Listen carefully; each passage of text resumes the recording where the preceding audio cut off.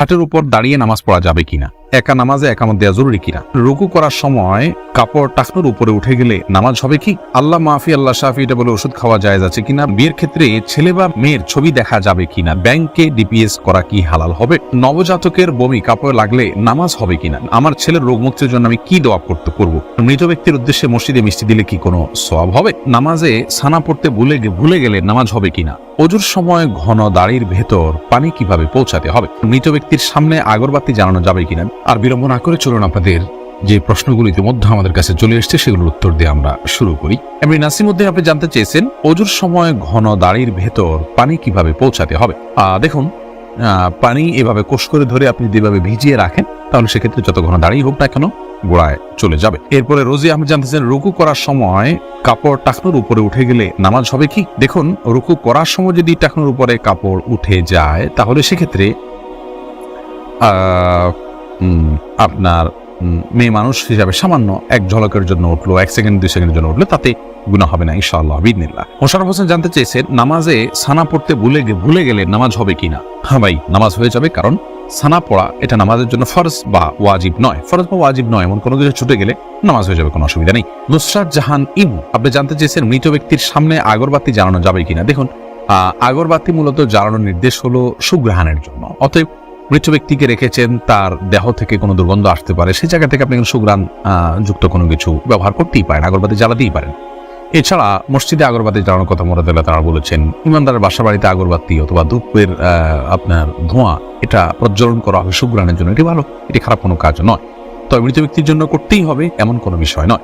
MD শাফি জানতেছেন মোবাইলে emergency টাকা খরচ করে টাকা না দিয়ে মারা গেলে ক্ষমা হবে কি।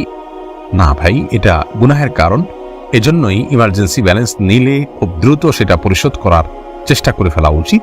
আর সেই সাথে তার আত্মীয় স্বজন যারা আছেন তারা পরবর্তীতে তার দেনা পাওনা পরিশোধের ক্ষেত্রে তাদের খেয়াল করা উচিত। এটা হতেই পারে মানুষের দ্বারা, যদি এরকম হয় তাহলে সেক্ষেত্রে তাদেরকে ওসিয়ত করে যাওয়া উচিত যে আমার দেনা পাওনাগুলো হয়তো সাবধান থাকবে, তাদের পক্ষ থেকে আদায় করলে ইনশাআল্লাহ তিনি দায়মুক্ত হয়ে যাবেন। এরপরে বোন সাদিয়া ইসলাম জানতেছেন লোকমুখে শুনেছি জীবদ্দশায় 1 কেজি সুরমা লাগালে সে জান্নাতি, এটা কি সঠিক না বোন? এরকম কোনো কথা নেই যে 1 কেজি পরিমাণ সুরমা লাগালে সে জান্নাতি হবে, তবে হ্যাঁ মৌলিকভাবে সুরমা লাগানো রাসূল আকরাম সাল্লাল্লাহু আলাইহি ওয়াসাল্লামের সুন্নাহ এবং সে বিষয়ে নবী সাল্লাল্লাহু আলাইহি ওয়াসাল্লামের সুস্পষ্ট নির্দেশনা রয়েছে। আমরা সুরমা লাগাবো আমাদের সাধ্য অনুযায়ী, তবে 1 কেজি পরিমাণ লাগাইতে হবে এমন কোনো কথা নেই, এটি মন গড়া কথা। নাহিদ নোমান জানতে চেয়েছেন কোন কাজ করলে পরিবারে অশান্তি দূর হবে ও আর্থিক সচ্ছলতা ফিরবে। ভাই নাহিদ, এর জন্য আপনাকে আমি পরামর্শ দেব 2টি কাজ সবচেয়ে গুরুত্বের সাথে করার, এক হলো দুরূদ শরীফ আর একটা হলো ইস্তেগফার। এই 2টি জিনিস আপনি বেশি বেশি করে পাঠ করবেন। রাসূল আকরাম সাল্লাল্লাহু আলাইহি ওয়াসাল্লামের হাদিস থেকে বোঝা যায় দুরূদ এটা বেশি বেশি করে পাঠ করলে মানুষের বিপদ আপদ দূর হয়, পেরেশানি থেকে আল্লাহ তাআলা মুক্তি নসিব করেন। ইস্তেগফারের ক্ষেত্রে আল্লাহ তাআলা বলেছেন সূরা নূহের মধ্যে ফাকুলতু আস্তাগফিরু রাব্বাকুম ইন্নাহু কানা গাফফারা ইউরসিলিস সামা আলাইকুম মিদরারা ওয়া ইউমদিদুকুম বিআমওয়ালিন ওয়া বানিন ওয়া ইয়াজআল লাকুম জান্নাতিন ওয়া ইয়াজআল লাকুম আনহারা। আয়াতগুলোর আলোকে অনেক মুফাসসিরিন ইকরাম, অনেক উলামা ইকরাম বলেছেন যে ইস্তেগফার বেশি বেশি করলে আল্লাহ তাআলা রিজিক বৃদ্ধি করেন এবং মানুষের রিজিকের অনটন দূর করেন। অতএব এই 2টি আপনি নিয়মিত করবেন, সেই সাথে আপনি খুব সিরিয়াসনেসের সাথে হালাল উপার্জনের জন্য চেষ্টা করে যাবেন, আল্লাহ তাআলা আপনার সমস্যাকে দূর করে দিন। সজল শেখ আইডি থেকে আপনি জানতে চাচ্ছেন ব্যাংকে ডিপিএস করা কি হালাল হবে। শুধু ব্যাংকগুলোতে ডিপিএস করা হারাম হবে, যেহেতু সেখানে আপনাকে সুদ দেওয়া হবে, সুদ ভিত্তিক লেনদেনের চুক্তি আপনার সাথে হয়ে যাবে, সেজন্য। আর ইসলামী ব্যাংকগুলো যদি হয় তাহলে সেক্ষেত্রে বেশ কিছুটা ছাড় রয়েছে এবং সেটি কিছুটা কোনো ক্ষেত্রে এটি সন্দেহের মধ্যে পড়বে, শুবহাতের মধ্যে পড়বে, বাকি মৌলিকভাবে অন্য কোনো উপায় যদি কারো না থাকে এটি নাজায়েজ বা হারাম সরাসরি হবে না, তবে অ্যাভয়েড করতে পারলে সেটাও ভালো, যেহেতু সংশয় বা সন্দেহ সেখানেও রয়েছে। শাহাদাত হোসেন সবুজ আপনি জানতে চেয়েছেন স্ত্রীকে গর্ভবতী অবস্থায় সহবাস করা যাবে কি না। স্ত্রী গর্ভবতী থাকলে সে অবস্থায় সহবাস করাতে কোনো নিষেধাজ্ঞা নেই। এরপরে ইস্তাব্রো বাণী এই আইডি থেকে আপনি জানতে চেয়েছেন খাটের উপর দাঁড়িয়ে নামাজ পড়া যাবে কিনা। যাবে, কোনো অসুবিধা নেই। আপনি খাট হোক আর ভূমি হোক ফ্লোর হোক যে কোনো জায়গায় দাঁড়িয়ে সালাত আদায় করতে পারবেন। আপনি স্বাভাবিকভাবে যদি সালাত আদায় করতে অসুবিধা না হয় তাহলে সেক্ষেত্রে কোনো অসুবিধা নেই। হ্যাঁ, কোনো খাটের উপরে দেখা যায় যে ম্যাট্রেস বা ফোম থাকার কারণে অনেক দূর ডেবে যায়, যার কারণে রুকু সিজদায় তিনি ব্যালেন্স রাখতে পারেন না এবং সুন্দরভাবে সালাত আদায় করতে পারেন না, সিজদা সঠিকভাবে করতে পারেন না। এরকম যদি হয় তাহলে সেক্ষেত্রে তার জন্য খাটে দাঁড়িয়ে সালাত আদায় করা উচিত হবে না, এটা কমপক্ষে মাকরুহ হবে, অপছন্দনীয় হবে, তবে সালাত হয়ে যাবে। যেহেতু সালাত স্বাভাবিকভাবে করতে তার অসুবিধা হয়, শরীরে ব্যালেন্স ঠিক রাখতে পারে না, আর উপস্থিতিটা যথাযথভাবে করতে অসুবিধা হয় এবং মনোযোগের ব্যাঘাত সৃষ্টি হয়, যার কারণে এরকম জায়গায় সালাতে করা উচিত। আর যদি এতটা নরম না হয় তাহলে সেক্ষেত্রে সাধারণ খাটে বা চকিতে সালাত আদায় করতে কোনো অসুবিধা নেই। সাইফুল ইসলাম জানতে চেয়েছেন, নামাজের প্রথম রাকাতে আউযুবিল্লাহ বিসমিল্লাহ সহ সূরা পাঠ করে প্রথম রাকাত শেষ করলাম, দ্বিতীয় রাকাত কি পুনরায় আউযুবিল্লাহ পাঠ করতে হবে না বিসমিল্লাহ পাঠ করলেই হবে? দেখুন, সূরা ফাতিহা যেহেতু আপনি নতুন করে শুরু করছেন, এই জন্য আপনি আউযুবিল্লাহ পাঠ করবেন এবং এরপরে বিসমিল্লাহ পাঠ করবেন। কারণ ফাইদা ক্রাআতাল কুরআন ফাস্তাইয বিল্লাহি মিনাশ শাইতানির রাজিম, আল্লাহ তাআলা বলেছেন কোরআন যখন পাঠ করবে তখন তুমি আল্লাহ তাআলার কাছে আশ্রয় চাইবে শয়তান থেকে। এই জন্য প্রথম রাকাতে আপনি সূরা ফাতিহা পাঠ করেছেন, এরপরে আপনি রুকু করেছেন, সিজদা করেছেন, তাসবিহ পাঠ করেছেন, অনেকগুলো কাজ করেছেন, আবার নতুন করে আপনি তেলাওয়াত শুরু করছেন, যার কারণে আপনি এখানে আউযুবিল্লাহ সূরা দুইটা পাঠ করবেন। আয়েশা আহমেদ, আপনি ইউটিউব চ্যানেলে প্রশ্ন করেছেন, বিয়ের ক্ষেত্রে ছেলে বা মেয়ের ছবি দেখা যাবে কিনা? দেখুন, ছেলে বা মেয়ের ছবি দেখা যাবে বিয়ের ক্ষেত্রে শর্ত সাপেক্ষে। আর সে শর্ত হলো, ছেলে মেয়ের ছবি দেখবে, তার কোনো বাবা অভিভাবক অন্য কাউকে দেখাবে না এবং দেখার পরে মুছে ফেলবে নিজের কাছ থেকে, এবং মেয়েও ছেলের ছবি দেখবেন এবং সেটি ফিতনায় পতিত হয়, ছবি দেখে বাজে চিন্তা হয়, বিবাহ ছাড়া আগ পর্যন্ত সেই সুযোগ যেন না থাকে, সেজন্য এটি রিমুভ করে ফেলবেন। এই শর্ত সাপেক্ষে এটি দেখা জায়েজ রয়েছে সম্পূর্ণ বিয়ের নিয়ত যখন পাকাপাকি হয়ে যাবে তখন।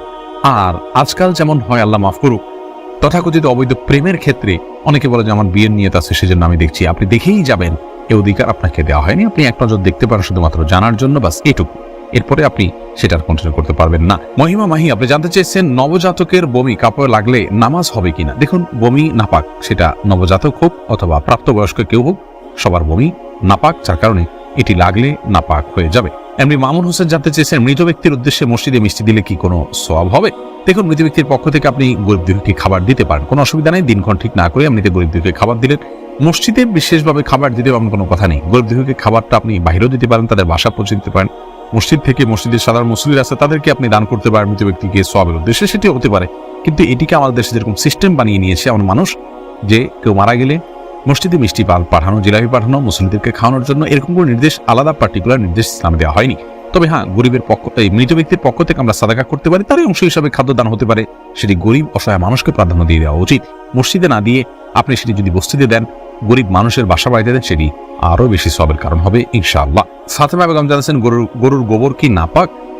বোন, গরুর গোবরের পাক নাপাক অনেক দুটি মত রয়েছে সৌদি আরব স্কলারদের। অনেকে মনে করেন যে সমস্ত পশুর খাদ্য গোশত খাওয়া হালাল, সেগুলোর পেশাব পায়খানা নাপাক নয়। তবে এর চাইতে অধিক শক্তিশালী হলো এক্ষেত্রে ইমাম আবু হানিফা রাহমাতুল্লাহ মত যে এগুলো নাপাক। অতএব সেই হিসাবে গরুর গোবরকে আমরা নাপাক বলবো। আফনান লিজ, আপনি জানতে চেয়েছেন, আমার ছেলের রোগ মুক্তির জন্য আমি কি দোয়া করব? আপনি মা হিসাবে তার জন্য আল্লাহর কাছে সাধারণভাবে দোয়া করবেন। দোয়া কবুলের জায়গাগুলোতে, সময়গুলোতে দোয়া করবেন ইস্তিগফার, দুরুদ এবং দোয়া ইউনুস, লা ইলাহা ইল্লা আনতা সুবহানাকা ইন্নী কুনতু মিনাজ জালিমিন এবং ইয়া যাল জালালি ওয়াল ইকরাম, এগুলো পাঠ করে এবং আল্লাহর নাম ডেকে ডেকে, এটা ইসমে আজম আল্লাহ, হে আল্লাহ, এভাবে ডেকে ডেকে আল্লাহর কৃতজ্ঞতা স্বীকার করে আল্লাহর কাছে দোয়া করবেন। ইনশাআল্লাহ আপনি কায়মুন ওয়াক্কারি দোয়া করলে মায়ের দোয়া সন্তান আল্লাহ তাআলা কবুল করবেন। যদি আপনার দোয়া আপনি কবুল হতে না দেখেন তাহলে বিচলিত হবেন না, সবর করবেন, আল্লাহ তাআলা সেখানে আপনার জন্য কোনো কল্যাণ অবশ্যই নিহিত রেখেছেন। এমডি রায়হান সিদ্দিকী, আপনি জানতে চেয়েছেন মাগরিবের সময় ঘুমিয়ে বা শুয়ে থাকা বা খাওয়ার বিধান সম্পর্কে জানতে চাই।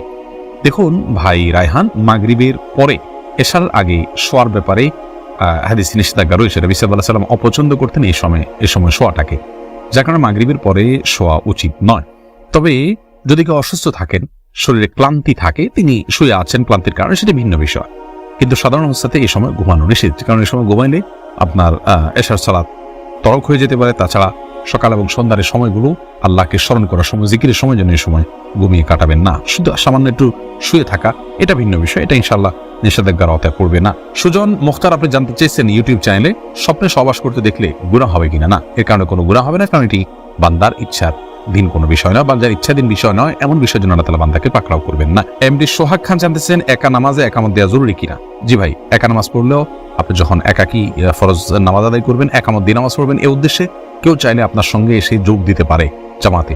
আমরা কিন্তু এটা অনেকেই জানি না। কেউ যদি নামাজ শুরু করে দেন একা একা, তিনি যদি জোরে জোরে তাকবীর বলেন ইমামতের নিয়তে, পরবর্তীতে কেউ এসে তাকে টাচ করে তার পাশে দাঁড়িয়ে জামাতে শামিল হয়ে যেতে পারে, যে কোনো পর্যায়ে, যে কোনো মাঝামাঝি পর্যায়ে এসেও শামিল হয়ে যেতে পারে। তাহলে সেক্ষেত্রে তারা উভয় জামাতে সালাত আদায় করার সওয়াব পেয়ে গেলেন।